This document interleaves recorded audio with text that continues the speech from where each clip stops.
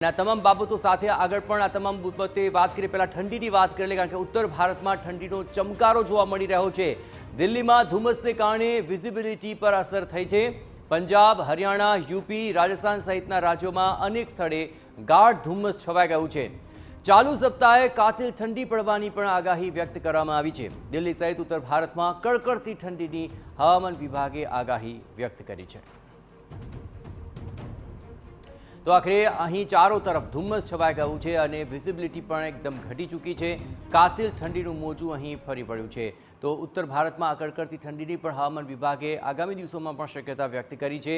સમગ્ર ઉત્તર ભારતમાં હાલ ઠંડીનો ચમકારો જોવા મળી રહ્યો છે। ખાસ કરીને ઉત્તર પ્રદેશ, દિલ્હી અને મધ્યપ્રદેશ સુધી આ ઠંડીનો અહેસાસ થઈ રહ્યો છે અને ગાઢ ધુમ્મસ અત્યારે છવાઈ ચૂક્યું છે। રસ્તાઓ પર વાહન ચાલકોની ગતિ પણ મંદ પડી છે અને લોકો તાપણાનો સહારો લેતા જોવા મળી રહ્યા છે અને આગામી દિવસોમાં હજી પણ ઠંડીનો આવો ચમકારો યથાવત રહે તેવી પૂરી શક્યતા હવામાન વિભાગે વ્યક્ત કરી છે।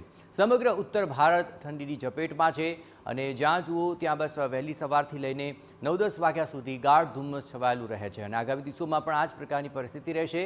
આ ઉપરાંત પંજાબ, હરિયાણા, રાજસ્થાન ત્યાં પણ ઠંડીનો ચમકારો જોવા મળી રહ્યો છે અને ચાલુ સપ્તાહે આ કાતિલ ઠંડી યથાવત બની રહેશે।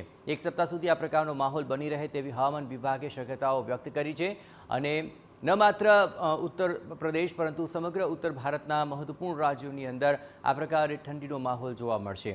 વિઝિબિલિટી ઓછી થઈ ચૂકી છે। પ્રકારનું ગાઢ ધુમ્મસ અહીં છવાઈ જાય છે।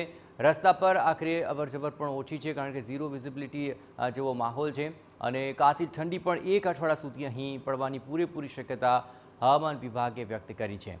એ ઉપરાંત રાજસ્થાન, પંજાબ, હરિયાણા આ તમામ એવા પ્રદેશો છે કે જ્યાં પણ ઠંડી અનુભવાશે।